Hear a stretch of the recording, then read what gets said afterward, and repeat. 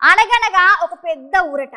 ఆ ఊర్లో 150 సంవత్సరాల పైపడిన ఒక చెట్టు ఉందట. ఆ చెట్టు ఎంత ఫేమస్ అంటే దాని కిందనే ఇక ఊరోళ్ళందరు జనాలు కలిసి ఆడ కూర్చొని ముచ్చట్లు పెట్టుకునేదట.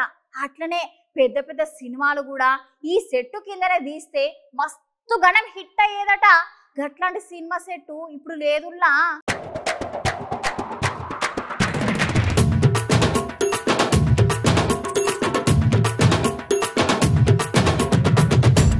ఒక ఊరికి మంచి పేరు రావాలంటే ఆ ఊరిలో ఉండే మనుషులు ఏదైనా ఒక మంచి ఘనకార్యమైన చేసి ఉండాలి.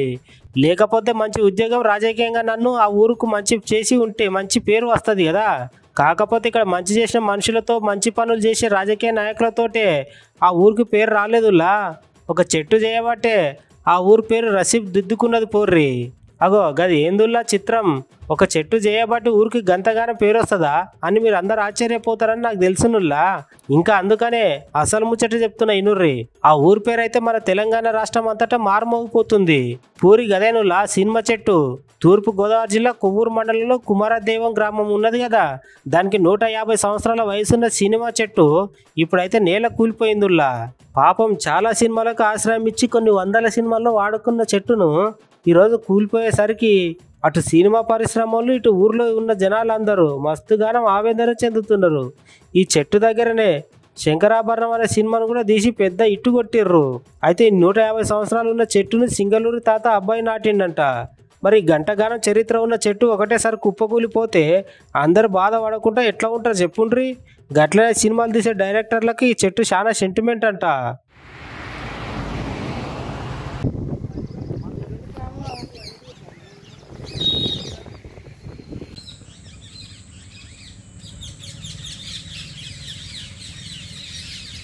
మా గ్రామానికి పేరు అంటూ ఉందంటే ఇక్కడ మీ వెనకాల కనిపిస్తున్నటువంటి ఈ మహావృక్షం కొన్ని సంవత్సరాలు ఇంచుమించుగా ఒక 140 నుంచి 150 సంవత్సరాలు వేసుకొని ఈ మహావృక్షం వల్ల కుమారదేవం అంటూ ఎక్కడ ఏ రకంగా ఉండేదన్నది దీనివల్ల మా ఊరికి ఒక గుడ్ నేమ్ ఉండేది. ఎంచేతనంటే ఇక్కడ తీయని సినిమా అంటూ లేదు.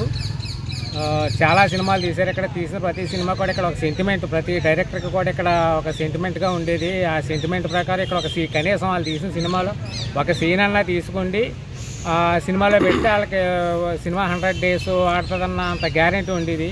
ఇంచుమించుగా ఇది ఎవరంటే అండి, ఇది నాటిన ఆయన సింగళూరి తాతబ్బాయి గారు, సింగళూరు గంగరామ గారి తండ్రి గారు నాటారటండి పూర్వం. 2004లోనో 2015లో పుష్కరాలు జరిగినప్పుడు చంద్రబాబు నాయుడు గారు చుట్టూరు దీనికి దిమ్మ కడతానని వాగ్దానం కూడా ఇచ్చారండి. మాకు కట్టారు కానండి కింద ఏదో అలా కాంపౌండ్ వాల్ కింద అలాగే వేసి వెళ్ళిపోయారు తప్ప మామూలుగా చెట్టు అయితే ఇది చేయలేదండి. దాని వయసు ముదిరిపోవడంలో చెట్లు పలవలు బరం అయిపోయి 2 పలవల కింద ఇడిందండి నెలల క్రితం.